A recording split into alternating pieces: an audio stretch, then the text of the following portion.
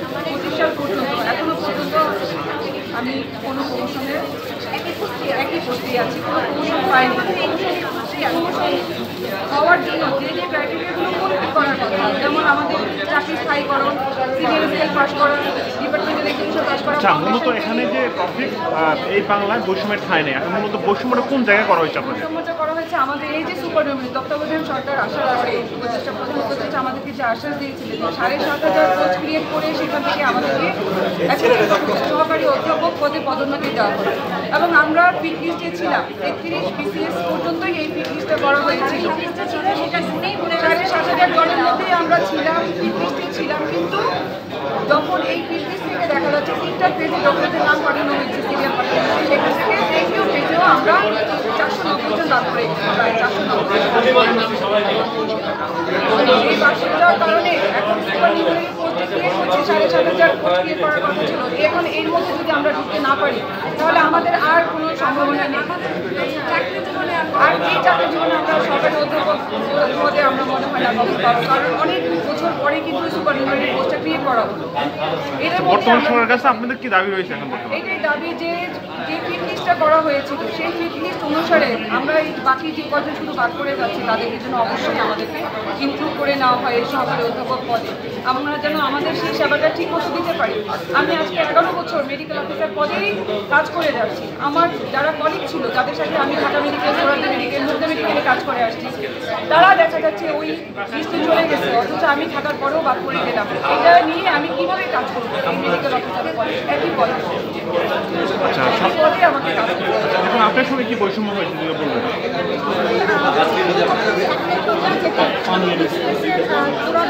যদি কাভার করে ওনারা সুপারনিউমারি পোস্ট ক্রিয়েশন করে সরকারি অধ্যাপক পদে যারা ফিট লিস্টে ছিলাম, তাহলে কিন্তু কোনো বৈষম্য হয় না। কিন্তু প্রায় 2/3 মতো 33তম বিসিএসের পদোন্নতির যোগ্য চিকিৎসক ও বিশেষজ্ঞ চিকিৎসকরা মানে পদোন্নতি পেয়ে যাবে। আর 1/3 চাইতেও কম, প্রায় 500 কাছাকাছি হয়তো বা সব সাবজেক্ট মিলিয়ে যদি আমরা সরকারি অধ্যাপক পদে পদোন্নতি না দেওয়া হয় তাহলে এটা আমাদের জন্য অনেক দুঃখজনক হবে। এবং আমরা অন্তর্বর্তীকালীন সরকারকে, প্রধান উপদেষ্টাকে আমরা একটাই অনুরোধ বিনয় আবেদন জানাতে চাই যে আমাদের প্রতি এই বৈষম্যটা যেন না করা হয়। আমরা এখনও আশাবাদী যে আপনাদের মাধ্যমে যথাযথ কর্তৃপক্ষ আমাদের কথাগুলো বিবেচনা করে আমাদেরকে আমাদের যে আবেদনটা ওনারা সেটা গ্রাহ্য করবেন এবং অন্তর্ভুক্ত করে নেবেন। যে বৈষম্যটা কথা বলছেন, আসলে বৈষম্য হওয়ার কারণটা কি ভাবছেন?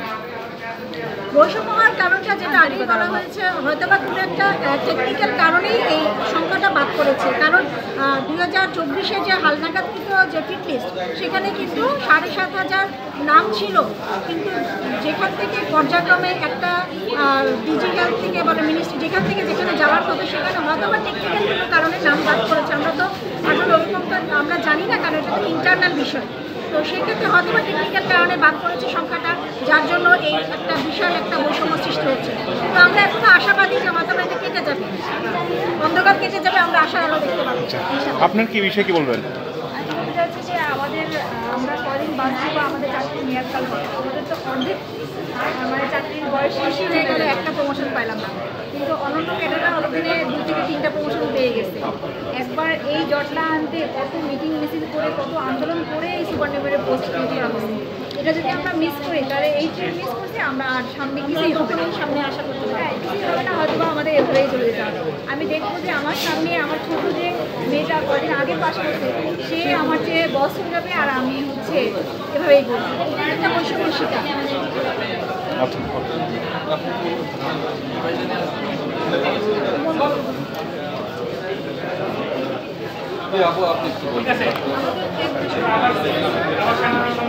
অনেকেই সুপারনিউমারি সরকারি অধ্যাপক পদে পদোন্নতি হয়ে যাবে। আমরা 33তম বিসিএসের শেষের দিকে যে কয়েকজন আছি, প্রায় 499 জন, আমরা বাদ করে যাব। এখন একই বিসিএসের সবাই হয়ে যাবে, বাদ করবো, এটা আমরা আসলে কোনোভাবে মেনে নিতে পারতেছি না। এটা আমাদের জন্য খুবই দুঃখজনক, সকল যোগ্যতা থাকা সত্ত্বেও। সব মিলে আপনারা সর্বশেষ কি চান সরকারের কাছে? সবাইকে ইনক্লুড করা হয়, যোগ্য সবাইকে যেন ইনক্লুড করা হয়। যারা অন্তত 2024-এর ডিসেম্বরের ফিট লিস্টে যারা ছিলাম আমরা সবাইকে যেন ইনক্লুড করা হয়, এটাই আমাদের আশা এবং আমাদের প্রার্থনা।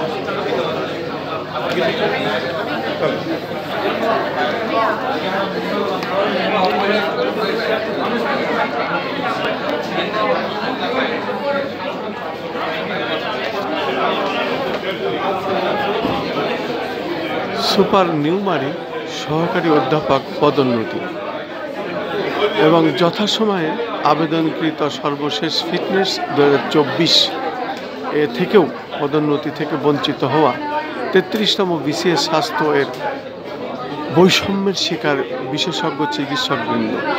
স্বাধীন এ বাংলায় বৈষম্যের ঠাঁই নাই সংবাদ সম্মেলন করল জাতীয় প্রেস ক্লাবে। আমি কলকাতার মাধ্যমে ধারাবাহিকভাবে আমরা আমাদের এই কাজগুলো যতটুকু পারি সেটা আমরা আমাদের করে গেলাম এবং সেটাই করে আমরা দেখিয়ে যাচ্ছি।